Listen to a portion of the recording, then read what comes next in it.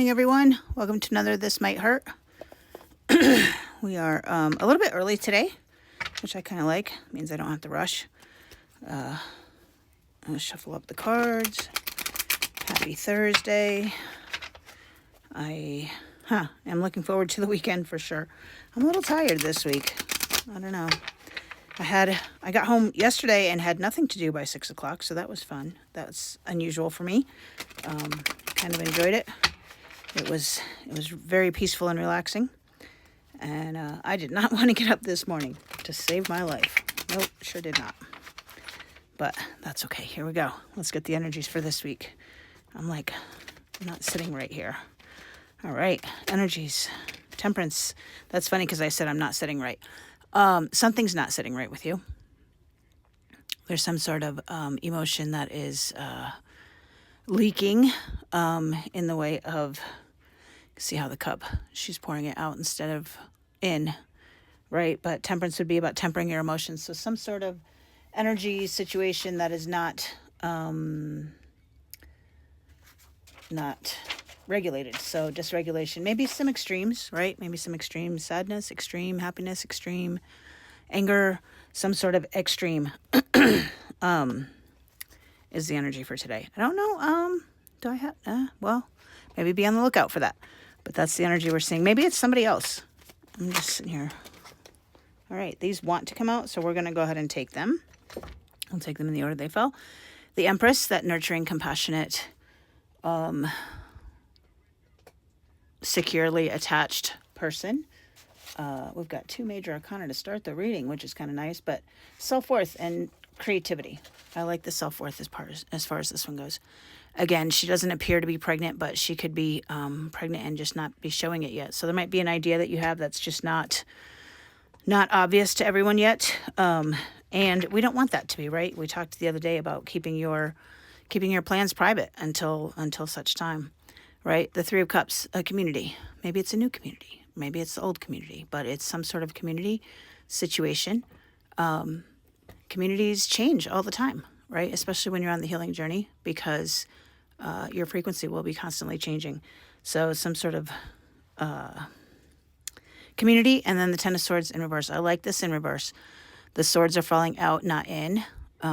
So the surrender and the feeling helpless is over. It is the end of suffering, if you will. It could mean some level of self-sabotage, but I don't see it that way. Kind of jumped when I said that. Be careful of self-sabotage, right? Be careful that we're not sabotaging whatever this is, right? We start with two major arcana. We got one in reverse, one in the upright. So a little dysregulated, but still nurturing. And I heard something this morning on a reading where she talked about chaos is just a pattern that we haven't recognized yet, which is why it's always in hindsight that we can see the things, right? And I feel like that's a little bit of what this is. There's something happening. It might feel somewhat chaotic, but you're still remembering to nurture yourself and to take care of yourself, which I love, and your community, right? We got 3 and 3, so 33. Oh, and my little thing fell. It's been a weird morning. I'm a little bit early, and things are falling all over my house today. It's kind of weird. But yeah, so I'll try to put it back together. Being a little dysregulated, but still nurturing. I feel like this is two different people. So whichever one you are, but I don't know how we can be. Well, I don't know. I mean, it's possible to be dysregulated and nurturing yourself at the same time. Maybe you're recognizing that you're dysregulated because the community is changing, right? The people in your life are changing. And I think this is just Spirit's way of telling you it's always there, right? If you just look hard enough for it. Because look at all the backs are turned, right? And they're all different. So community always is changing and looking different. And the end of that suffering, the end of that sabotage, the end of the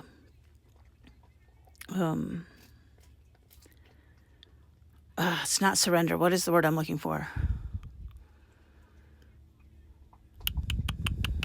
It's like when you give up, But, what is the word?